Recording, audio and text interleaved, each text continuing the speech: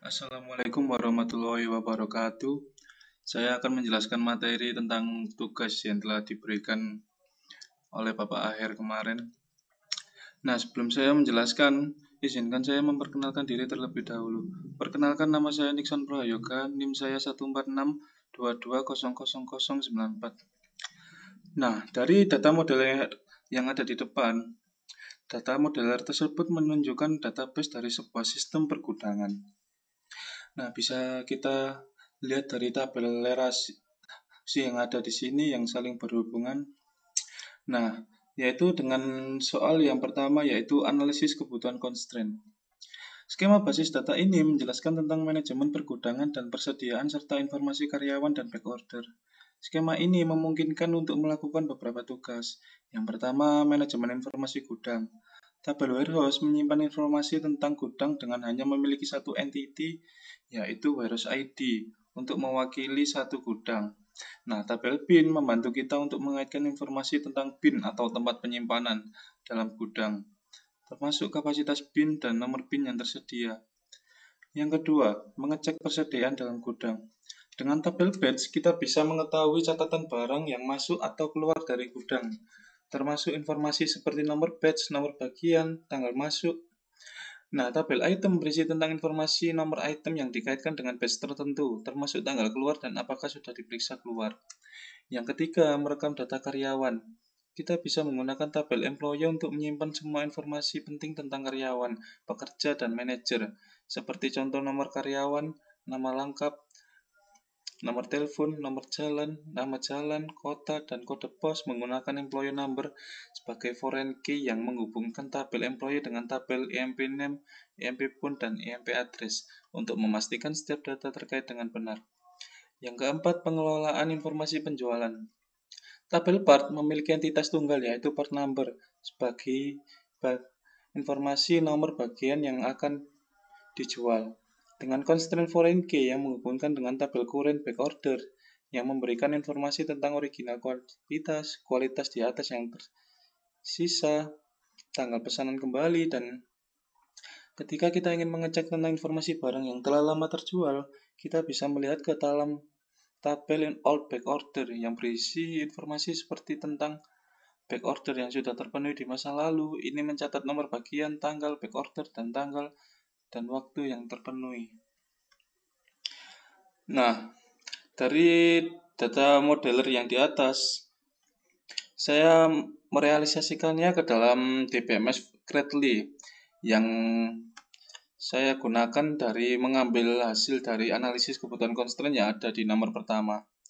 Nah, di sini ada tabel warehouse. Nah, lalu memiliki relasi dengan tabel bin yaitu one to many. Nah, tabel bin berisi tentang atribut yaitu bin number dan capacity. Lalu selanjutnya ada tabel batch yang berisi atribut batch number, size, dan date in. Lalu tabel item yaitu berisi atribut item number, date out, dan check out. Lalu selanjutnya ada tabel employee atau tabel karyawan. Nah, tabel employee tersebut berisi employee number, manager, worker, lalu memiliki relasi dengan tabel EMP name, yaitu berisi atribut tentang first name, last name, dan middle name. Lalu selanjutnya ada tabel EMP phone, yang berisi atribut area code dan phone number. Lalu ada tabel EMP address, yang berisi atribut street number, street name, city, dan provinsi. Nah, lalu ada tabel part, yang memiliki dua relasi tabel.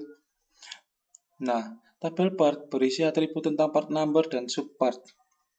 Lalu current backorder berisi tentang atribut original quantity, remaining quantity, dan backorder date. Lalu all backorder berisi atribut tentang backorder date, full fat, date time, dan original quantity. Nah, yang ketiga, saya merealisasikan data model di atas menggunakan dengan DBMS MySQL.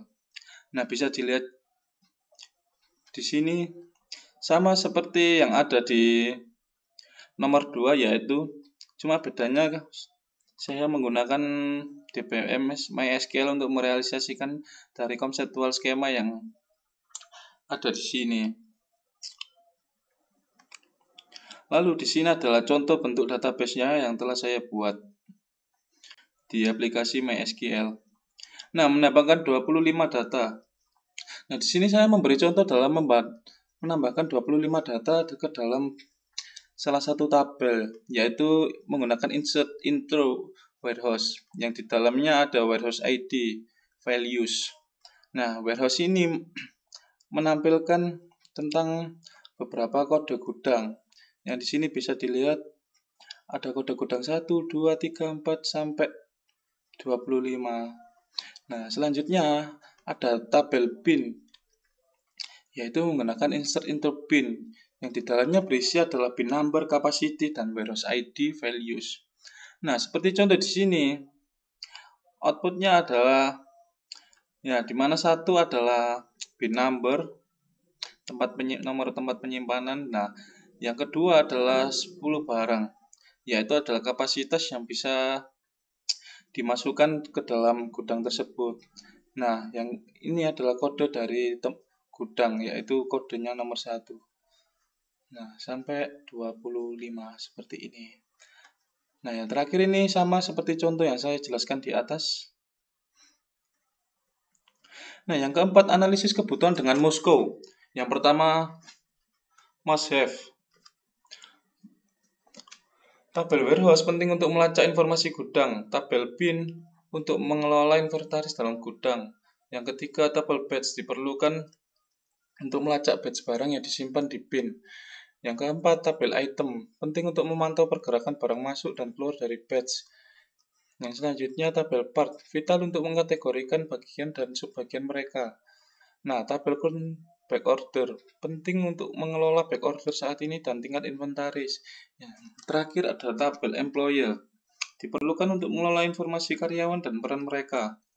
Yang kedua, sold have, tabel out back order berguna untuk analisis histori dan pelacakan back order yang terpenuhi. Yang kedua, tabel MP name berguna untuk mengidentifikasi karyawan berdasarkan nama.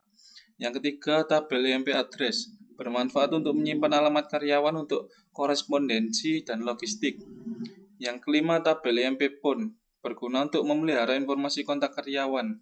Yang ketiga, cold have, kendala atau tabel tambahan untuk pelacakan data yang lebih detail seperti riwayat transaksi atau informasi pemasok. Yang keempat, won't have, fitur atau tabel yang tidak terkait langsung dengan manajemen gudang atau informasi karyawan. Nah, analisis dengan metode FWRPS Plus. Yang pertama, functionality. Fungsionalitas ini meliputi pengelolaan inventaris gudang, pelacakan batch, penanganan back order, dan manajemen informasi karyawan. Yang kedua, usability. Pastikan antarmuka yang ramah pengguna untuk penginputan dan pengambilan data, memudahkan staf gudang untuk memasukkan dan mengakses informasi. Yang ketiga, reliability. Pastikan integritas data melalui validasi yang tepat dan mekanisme penanganan kesalahan untuk mencegah kerusakan atau kehilangan data. Yang keempat, performance. Optimalkan query database dan kinerja sistem untuk memastikan operasi yang efisien bahkan dengan kumpulan data besar. Supportability. Terapkan dokumentasi yang tepat dan program pelatihan pengguna untuk mendukung pemeliharaan dan meningkatkan sistem yang berkelanjutan. Yang terakhir ada plus. Pertimbangkan fitur tambahan seperti alat pelaporan dan analisis untuk memberikan wawasan tentang inventaris, kinerja karyawan, dan tren back order. Nah, sekian penjelasan dari saya. Kurang lebihnya mohon maaf. Assalamualaikum warahmatullahi wabarakatuh.